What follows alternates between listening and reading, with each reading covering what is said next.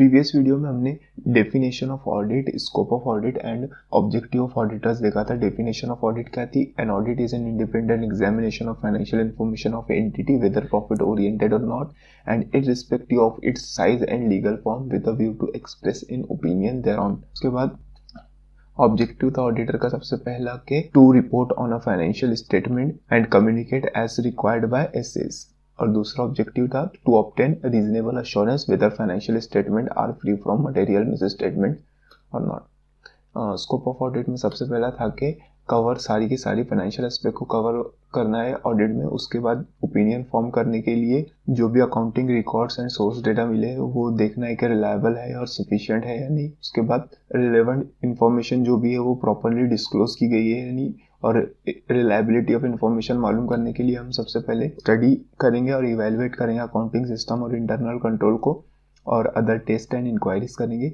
And the auditor is not expected to perform duties which fall outside the scope of his competence. ये था scope of audit. उसके बाद इस video में पढ़ने वाले हम aspects to be covered in audit. ठीक है, तो यहाँ पे टोटल 7 एस्पेक्ट्स है जो कि ऑडिट में कवर होंगी। वो सबसे पहले ये है कि an examination of system of accounting and internal control. ठीक है, आज के पीरियड में सारी की सारी अकाउंटिंग कंप्यूटर बेस्ड होगी, जिसकी वजह से जो सॉफ्टवेयर होते हैं जैसे कि टैली जिसके ऊपर अकाउंटिंग की जाती है उसका सिस्टम जो होता है, यानी इस एप्लीकेशन का जो भी सिस्टम होता है उसकी एग्जामिनेशन भी अकाउंट ऑडिट में कवर होती है। ठीक है, तो प्रॉपरली वर्क कर रहा है या नहीं। और उसके बाद जो इंटरनल कंट्रोल से जैसे कि इन्वेंट्री कंट्रोल के लिए कोई स्टाफ हायर किया गया है तो वो स्टाफ प्रॉपर वर्क कर रहा है या नहीं, ये भी देखना होता है कि इंटरनल कंट्रोल प्रॉपर वर्क कर रहा है नहीं, ये भी ऑडिट में कवर होता है। नेक्स्ट है वो रिव्यू करेंगे, reviewing the system and procedures. वो रिव्यू करेंगे सिस्टम ऑफ एंटिटी। यहाँ पे तो सिस्टम ऑफ अकाउंटिंग को वो एग्जामिन कर चुका है, यहाँ पे वो सिस्टम ऑफ एंटिटी का जो भी सिस्टम है बिजनेस करने का, जो भी पैटर्न है उसको रिव्यू करेगा, और जो भी प्रोसीजर्स है कि सेल्स कैसे होती है, जो भी एंटिटी उसमें सेल्स कैसे होती है, अगर सेल्स से रिलेटेड है, प्रोडक्शन से रिलेटेड है तो वहाँ पे प्रोडक्शन का क्या प्रोसेस है, क्या प्रोसीजर है, सारे प्रोसीजर को वो रिव्यू करेगा और सिस्टम्स को रिव्यू करेगा। ये भी ऑडिट का एक पार्ट है। उसके बाद certain that the proper distinction has been made between items of capital and revenue nature. मतलब कैपिटल और रेवेन्यू नेचर के जो भी एक्सपेंडिचर और रेवेन्यू कोई भी है, कैपिटल और रेवेन्यू नेचर के जो भी चीजें है उसके दरमियान में बीच में फर्क यानी डिस्टिंक्शन सही तरीके से किया गया है कि नहीं, ये कैपिटल है तो उसको कैपिटल में डाला गया है कि नहीं। आपको पता है कैपिटल नेचर की जो भी चीज़ें होती है वो बैलेंस शीट में दिखती है, और जो भी रेवेन्यू नेचर की होती है वो P&L में। यानी जो चीज़ें कैपिटल नेचर की उसको प्रॉपरली बैलेंस शीट में लेके गए है कि नहीं, और रेवेन्यू नेचर की उसको P&L में लेके गए है कि नहीं, ये देखा जाएगा। उसके बाद comparison of balance sheet and the profit and loss account और अदर रिकॉर्ड्स।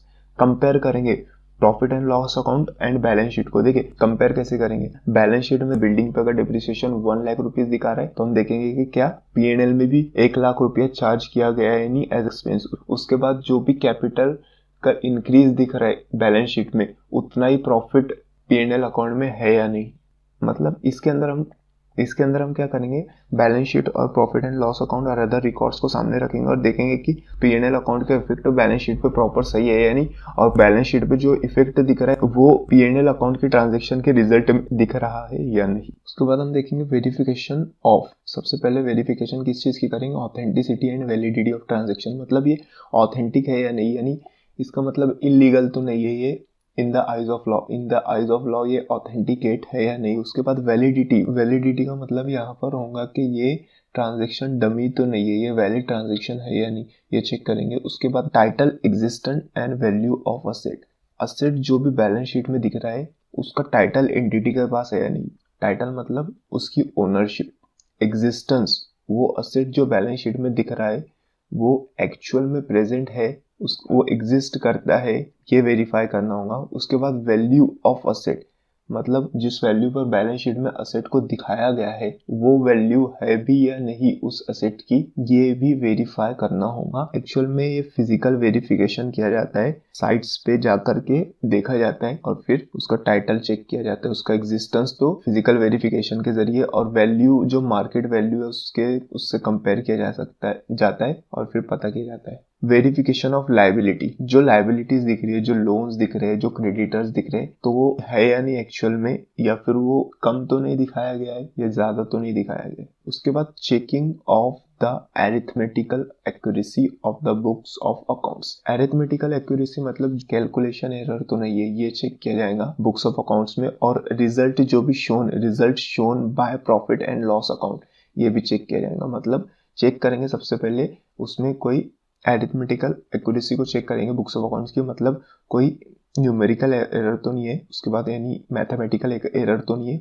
उसके बाद जो भी बुक्स ऑफ अकाउंट में जो result profit and loss account में जो भी रिजल्ट शो किया जा रहा है, मतलब जो भी नेट प्रॉफिट और वो ग्रॉस प्रॉफिट दिखाया जा रहा है, वो अप्रोप्रिएट है, वो सही है कि नहीं, वो चेक किया जाएगा। उसके बाद टॉकिंग टू अप्रोप्रिएट पर्सन और बॉडी। ठीक है, अगर इन कोर्स ऑफ ऑडिट कुछ फ्रॉड वगैरह और कुछ मिस स्टेटमेंट मिलती है तो एज पर ऐसे अगर कोई अप्रोप्रिएट बॉडी या पर्सन से कम्युनिकेट करना है तो वो कम्युनिकेशन भी ऑडिट में कवर होती है।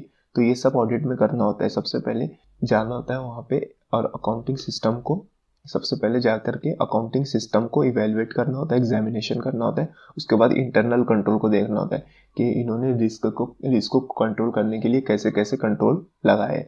उसके बाद देखना होता है कि ये सिस्टम कैसे वर्क कर रहा है बिजनेस का, एंटिटी का, और उसके प्रोसीजर्स क्या क्या है। उसके बाद हम असर्टेन करेंगे कि कैपिटल और रेवेन्यू के बीच में बराबर बराबर डिस्टिंक्शन बनाई गई है नहीं, यानी सही से उनको ट्रीट किया गया है नहीं, कैपिटल को कैपिटल और रेवेन्यू को रेवेन्यू ट्रीट किया गया है या नहीं। उसके बाद बैलेंस शीट और प्रॉफिट एंड लॉस अकाउंट को कंपेयर करके देखेंगे कि प्रॉफिट एंड लॉस अकाउंट का इफेक्ट बैलेंस शीट पे सही दिख रहा है या नहीं, और बैलेंस शीट में जो भी इफेक्ट है वो प्रॉफिट एंड लॉस अकाउंट की वजह से है या नहीं, और दूसरे रिकॉर्ड्स को ऐसे हम एनालिसिस करेंगे। उसके बाद वेरिफिकेशन करेंगे हम authenticity and validity of transaction. उसके बाद टाइटल ओनरशिप एग्जिस्टेंस, मतलब वो प्रेजेंट है या नहीं एक्चुअल में, और वैल्यू ऑफ असेट, जो वैल्यू पर बैलेंस शीट में दिख रहा है वो वैल्यू का सेट है या भी नहीं, ये चेक किया जाएगा। उसके बाद लायबिलिटी को वेरीफाई करना। उसके बाद चेक करेंगे अरिथमेटिकल एक्यूरेसी।